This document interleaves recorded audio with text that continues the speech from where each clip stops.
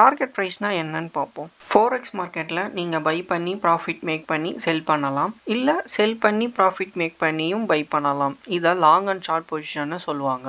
Target ப்ரைஸ்ன்றது ஒரு limit order. ஒரு கரன்சியை by பண்ணுவீங்க, மேலே போக போகுதுன்னு. நீங்கள் என்ட்ரி பண்ண ப்ரைஸில் இருந்து வேற ஒரு ப்ரைஸ் வரைக்கும் மார்க்கெட் போகும் அப்படின்னு ப்ரெடிக்ட் பண்ணுவீங்க.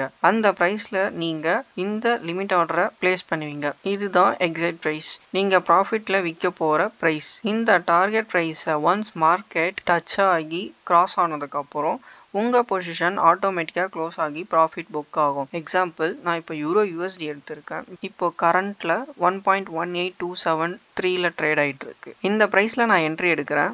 ஸோ என்னுடைய மார்க்கெட் ப்ரெடிக்ஷன் படி இங்கேருந்து 1.18379 வரையும் போகும்னு நான் ப்ரெடிக்ட் பண்ணுறேன். ஸோ நான் என்ட்ரி ஆனது 1.18278ல் அண்ட் என்னுடைய டார்கெட் ப்ரைஸ் 1.18379ல். இந்த 1.18379 இதுதான் என்னுடைய target price and exit price. இந்த இடத்துல நான் டார்கெட் ப்ரைஸை பிளேஸ் பண்ணுவேன். ஒன்ஸ் மார்க்கெட் என்னுடைய லெவலில் ரீச் ஆனதும் எனக்கு ஆட்டோமேட்டிக்காக ப்ராஃபிட் புக் ஆகி பொசிஷன் க்ளோஸ் ஆகும். அப்படி இல்லை, எனக்கு இவ்வளோ தூரம் போகாது, இங்கேருந்து ரிவர்ஸ் ஆகும் அப்படின்ட்டு எனக்கு தோணுச்சுன்னா நான் மேனுவலாக இந்த பொசிஷனை க்ளோஸ் பண்ணிட்டும் வந்துடலாம். இது பை பண்ணி செல் பண்ண மெத்தட். பை பண்ணி செல் பண்ணுறதை நம்ம லாங் பொசிஷன்னு சொல்லுவோம். இப்போ செல் பண்ணி பை பண்ணுறதை பார்க்கலாம். செல் பண்ணி பை பண்ணுறதை நம்ம ஷார்ட் பொசிஷன்னு சொல்லுவோம். இதே யூரோ யூஎஸ்டியில் மார்க்கெட் கீழே போக போகுது அப்படின்னு நான் ப்ரெடிக்ட் பண்ணுவேன். அதாவது இங்கிருந்து கொஞ்சம் ட்ராப் ஆகும் அப்படின்னு நான் ப்ரெடிக்ட் பண்ணுவேன். கரண்ட்டாக இப்போது 1.18268ல் ட்ரேட் ஆகிட்டு இருக்கு. ஸோ நான் இங்கே ஒரு செல் என்ட்ரியை எடுப்பேன். செல் என்ட்ரி எடுத்ததுக்கப்புறம் எனக்கு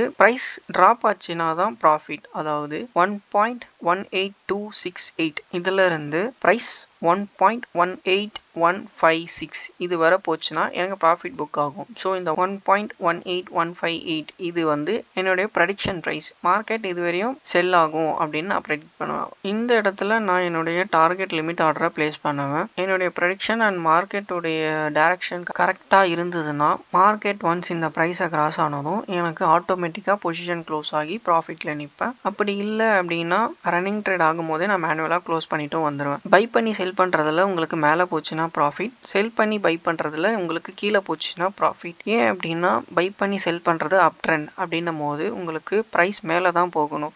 ஒரு வேளை கீழே போச்சு அப்படின்னா உங்களுக்கு லாஸில் போகும். செல் பண்ணி பை பண்ணுறதுல உங்களுக்கு ப்ரைஸ் கீழே போகணும். ப்ரைஸ் கீழே போச்சுன்னா தான் உங்களுக்கு ப்ராஃபிட். ஒரு வேளை நீங்கள் செல் என்ட்ரி எடுத்ததுக்கப்புறம் மார்க்கெட் மேலே போச்சு அப்படின்னா நீங்கள் லாஸில் போவீங்க.